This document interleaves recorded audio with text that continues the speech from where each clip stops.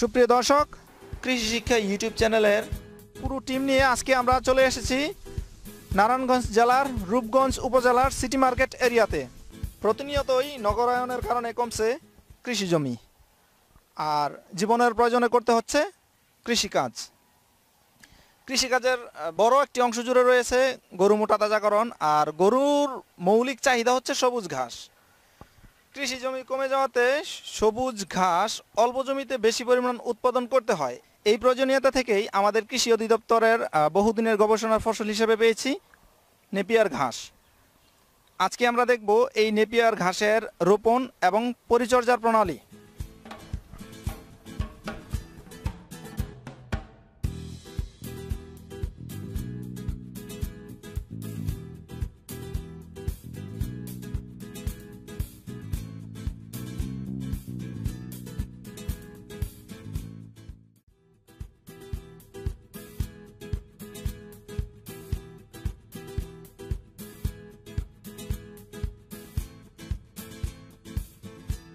দর্শক, আমরা টিভিতে বা ইউটিউবে যেই প্রতিবেদনগুলো দেখি নেপিয়ার ঘাসের উপর, মনে হয় যেন রকেট সায়েন্স। 5-7টা চাষ দিয়ে মাটিকে গুঁড়ো করে তারপরে মাটিতে যত রকমের সার আছে সব দিয়ে তারপরে নেপিয়ার ঘাস 45 ডিগ্রি অ্যাঙ্গেলে বপন করতে হয়। এই জমির মালিক হচ্ছেন মিলন আঙ্কেল। উনি গত 12 বছর যাবৎ নেপিয়ার ঘাস চাষ করতেছেন। তো ওনার সাথে কথা বলার পরে যেটুকু মনে হচ্ছে, একটা ঘাস, এটা একটা ঘাস, বংশবিস্তারটাও ঘাসের মতোই করে, কঠিন কিছু না। আমরা যে প্রতিবেদনগুলো দেখি, প্রতিবেদনগুলো দেখার পরে মনে হয় যে আসলে জিনিসটা কঠিন। মিলন আঙ্কেলের যে সুন্দর ঘাস হয়েছে, এই সুন্দর ঘাসের পরে এর চেয়ে ভালো করে আর চাষ করার দরকার হয় না। ওনার সাথে কথা বলার পরে জানতে পারলাম এই গাছটার বয়স পুরোপুরি এখনো পর্যন্ত 15 দিন হয় নাই। এই গাছটা আই হোপ এই গাছটা এখন কম পক্ষে 4 ফুট হয়েছে। তো চলুন মিলন আঙ্কেলের মুখ থেকেই শুনে আসি তিনি কিভাবে ঘাস রোপণ এবং তার পরিচর্যা করেন। তো আঙ্কেল, আপনি কতটুকু জায়গার মধ্যে ঘাস চাষ করছেন? এই অনুমান 10 থেকে 12%। আপনার এই 10 থেকে 12% মধ্যে যে ঘাসটা হচ্ছে, এটা কয়টা গরু খাচ্ছে? হ্যাঁ, 2টা খাচ্ছে। আপাতত মনে করেন 4টা গরু পালন যাইব আর কি। 10% ঘাসে 4টা গরু পালা যাইব। জি। আর এর ভিতরে আপনি তো আবার আলাদা হিসেবে খড় কি দিচ্ছেন? না, কিচ্ছু দিই না, শুধু সবুজ ঘাস? শুধু সবুজ ঘাস। আচ্ছা, এই যে পিছনে যে ঘাসটা আছে, এই গাছটার বয়স কতদিন? এটার বয়স 15 থেকে 16 দিন। এই গাছটা আপনি কতদিন হলে কাটবেন? না, এখন এটা শেষ হয় না বিদায় এটা কাটি না। আচ্ছা, তাহলে আপনি গাছটা 15 দিন পর পর গাছটা কাটেন? 15 দিন না, যতটা হয় 15 দিন 10 দিন পর পর কাটিয়ে খাওয়াই নাই। আচ্ছা, এই গাছটা যে লাগাইছেন আপনি এই জায়গায়, সেটা কতদিন আগে? এটা লাগাইছি 2005 সালে। এখন 2017, তার মানে 12 বছর। জি। 12 বছরের ভিতরে এর মধ্যে স্পেশাল কোনো পরিচর্যা করতে হয়েছে কি? আপনি কি পরিচর্যা করেন এই গাছটা? না, এইখানে দুইবার এই 12 বছরের ভিতরে 2বার ভিতরে কূপ দিয়ে দিছি আর কি, মাটিটা উল্টাই দিছি এই ফাঁকে ফাঁকে। এই 12 বছরের ভিতরে 2বার মাত্র মাটিটা দুইবার উল্টাই দিছেন? 2বার মাত্র মাটিটা উল্টাই দিছেন। আর এই আপনার এই সার দিছি, ওই যে মুরগির লিটার দিছি প্রতি বছরই, মনে করেন 2-1বার করে দেই, ওই ফাঁকে পাইলে আর কি, কিনা না, মাগনা ওই।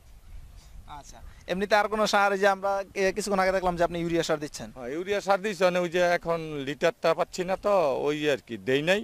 আবার ওই রোজা গন্ধ দেখে আনি নাই, এই সার দিয়ে দিলাম। আচ্ছা, তো কতদিন পর পর আপনি এক্সাক্ট কতদিন পর পর মানে সারটা দেন? মানে আপনি কি, আমরা যে সার ব্যবহার করি না, বছরে একবার ওই মাইডা সার সিধায় ওই যে কূপ দেওয়ার লগে পরে কোবায়া ওই দুগা মাইডা সার বা ইউরিয়া দিয়ে দিই, আর ওই মুরগির লিটার। আর এই ঘাসটা তো ফালানো যায় না কিছু, ওই গোড়া থেকে আগা পর্যন্ত সব হ্যাঁ খায়। হ্যাঁ। আচ্ছা, এই গাছটা ছাগল খাবে তো? ছাগল যা আছে এই মানে পশু পাখি বলতে পাখিও খায় এটার আগা। আচ্ছা, তো ছাগল, ভেড়া, গরু সবাই এই গাছটা খায়। আচ্ছা আঙ্কেল, আপনি যেহেতু 2005 থেকে এখন 2017, 12 বছর ধরে এই গাছটা চাষ করতেছেন, আপনার এক্সপিরিয়েন্সটা কি? আপনি কি আসলে কতটুকু স্যাটিসফাই? আপনি যদি জিজ্ঞেস করি যে আপনি 100 থেকে গাছটাকে কত নাম্বার দিবেন? আমি 100-এ 100 স্যাটিসফাই। আপনি 100-এ 100 স্যাটিসফাই, যেহেতু আপনার আলাদা হিসেবে কোনো খড় দিতে হচ্ছে না। তারপরে এই গাছটা, সবুজ গাছটাই মোটামুটি আপনার 4টা গরুর খাবার হিসেবে যথেষ্ট। 10% জায়গার মধ্যে লাগালে মোটামুটি যথেষ্ট, আর কিছু লাগছে না। না, এটা এই যে গরু মানে পায়খানা করে, এই পায়খানাও হাট কোনো হয় না, পাতলা হয় না। ও আচ্ছা, হ্যাঁ, খুব সুন্দর একটা বিষয় মেনশন করছেন। মানে গরুর যে গোবরটা আছে এই গোবরটাও মোটামুটি শক্তই, পাতলা হয় না। এটা খাইলে কি গরু কোনো ক্ষতি, মানে যে কোনো ক্ষতিকর কোনো দিক আছে? না না না না, এটা গরু আরো উন্নতির দিকে। গাভীরে খাওয়াইলে দুধ বাড়ে, আর সার খাওয়াইলে মনে করো পুষ্টিকর আর বেশি মোটা তাজা থাকে। হ্যাঁ, যারা গরু মোটা তাজা করতে চায় তাহলে তাদের জন্য এই গাছটা পারফেক্ট।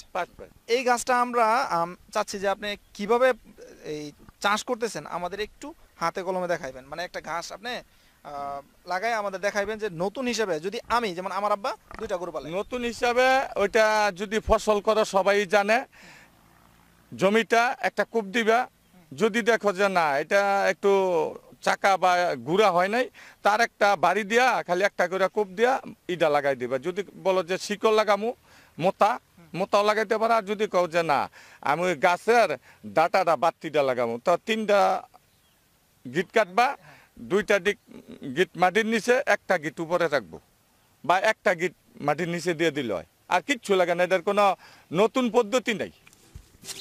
এই যে গিটারা, এই যে একটা গিটা, হ্যাঁ, এইটা মাটির নিচে দিবা। হ্যাঁ, এইটুক জাগনা রাখবা। মনে করো এই হেনতে কাটলাম, এই যে দেখাই, এই যে, হ্যাঁ, মানে এইটুক মাটির নিচে দিয়া এইটুক থাকলো উপরে।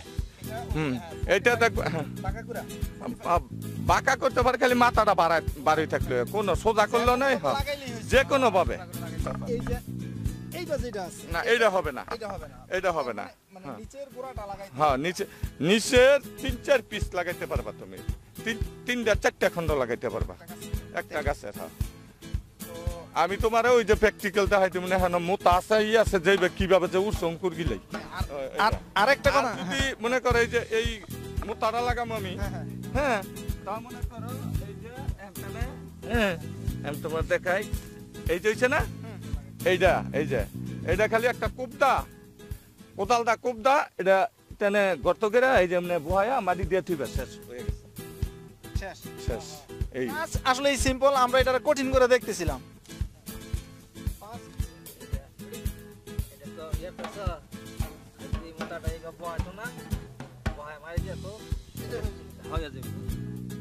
আচ্ছা, এই মাটি কোন স্পেশাল মাটি আছে?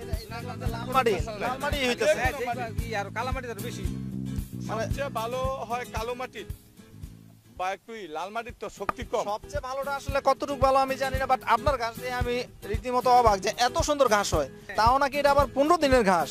তুমি 1.5 হাত দাও, 2 হাত দাও, ফুপাইবো বেশি দিলে এটা কোনো সুবিধা। দর্শক, আমরা এখন আপনাদেরকে নেপিয়ার ঘাস কিভাবে লাগায় তা দেখাবো। মিলন আঙ্কেলের ভাষ্য মতে নেপিয়ার ঘাস লাগানোটা খুব সহজ, আমরা সহজ মনে করেই লাগাচ্ছি। আমরা 2 রকমের গাছ নিয়ে আসছি, এই 2টাই বপন করা যাবে, কাণ্ড অথবা মূল সহ। যদি মূল সহ পান বেটার, না হলে এই কাণ্ডতে 1 সপ্তাহের ভিতরেই আবার নতুন করে কুড়ি চালাবে। তো যদি কাণ্ড হয় সেক্ষেত্রে 1.5 হাত পরিমাণ দূরে দূরে গাছগুলো লাগাতে হবে। তো আমি এই জায়গায় একটা বপন করতেছি। মাটিটাকে একবার কূপ দিয়ে নেবেন। আমার এই মাটিটা একবার আগে থেকে কূপ দেওয়া আছে, আমি পেঁপে চারা লাগিয়েছিলাম, তো চারাগুলা বালির কারণে এখন আর নেই, এর জন্য আমি এই জায়গায় এখন এটা লাগাবো একটু বাঁকা করে। ও আর আমার এদিকে যেহেতু শিকড় আছে, শিকড় না থাকলে কোনো সমস্যা নাই, যেহেতু শিকড় আছে আমি শিকড়টা নিচে রেখা অন্তত পক্ষে একটা গিট উপরে দিয়ে আমি এটা লাগাবো। এখন মাটি দিয়ে দিব, এদিক থেকে মাটি দিয়ে দিচ্ছি। আর যদি শিকড় সহ হয় তাহলে তো লাগানোটা আরো সহজ, শুধু গাছটাকে লাগিয়ে দিলে হবে। এটা উপরের একটা বালি রাস্তা থেকে আসছে, তো আমি গাছটা বসিয়ে গোড়ায় মাটি দিয়ে দিচ্ছি। আর পানি সেচটা হচ্ছে এটা লাগানোর 1-2 দিন আপনি পানি দিয়েন, কোনো সমস্যা নেই, আর পরে পানি না দিলেও সমস্যা নেই।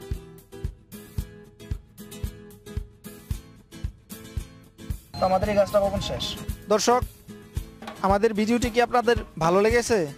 আপনাদের যদি ভালো লাগে তাহলে আমাদের কষ্ট সার্থক।